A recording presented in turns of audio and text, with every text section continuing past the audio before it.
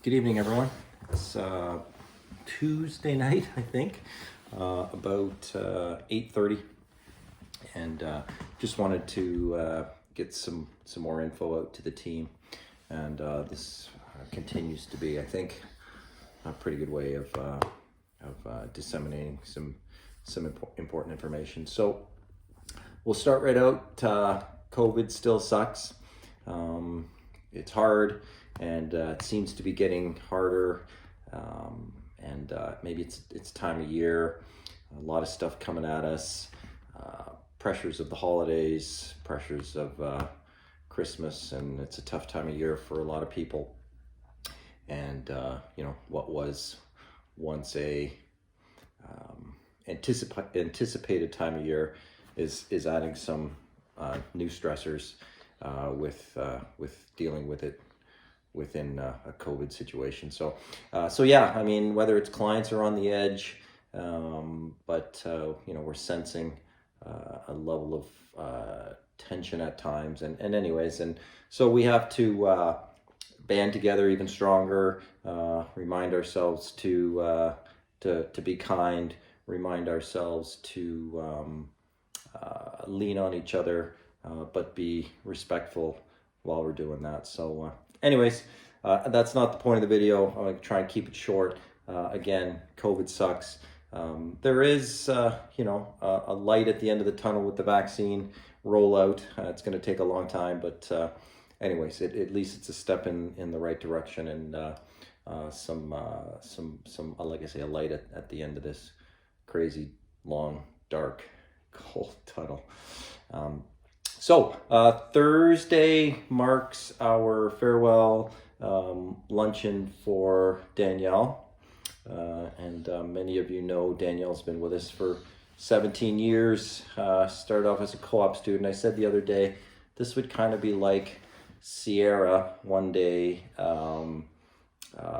becoming our hospital administrator.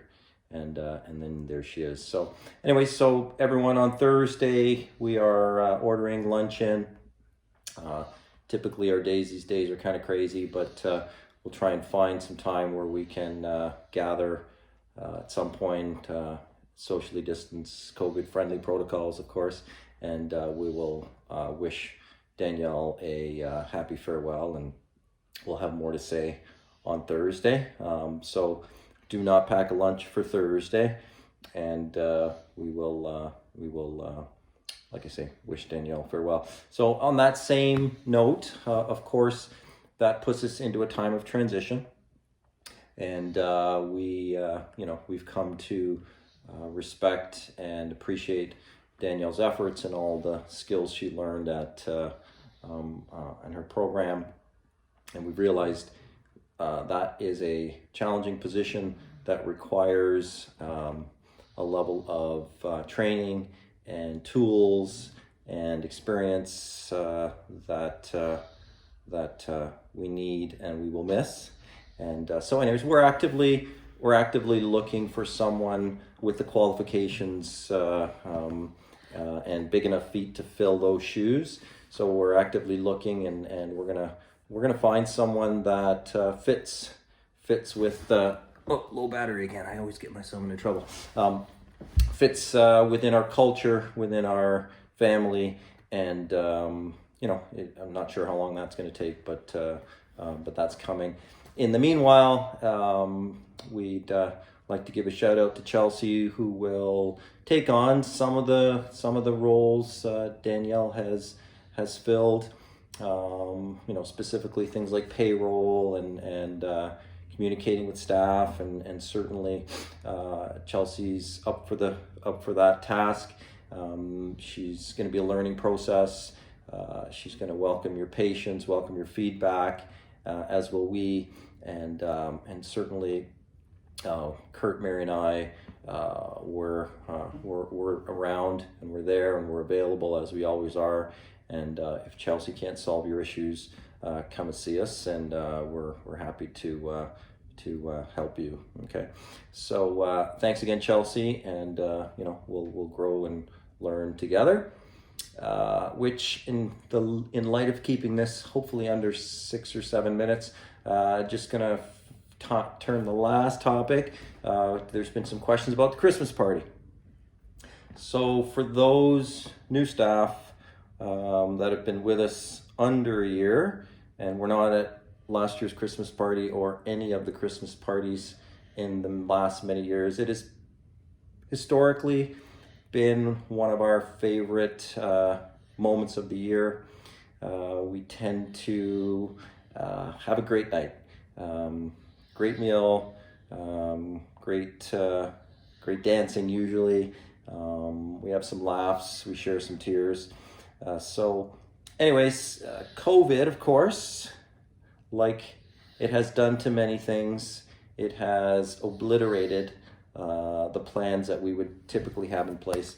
But we're trying to come up with as special an event as we can within the confines of this COVID world we live in, which will be short-lived, but this Christmas party will be remembered not because of its this delicious cuisine or its fancy dressing and awesome location.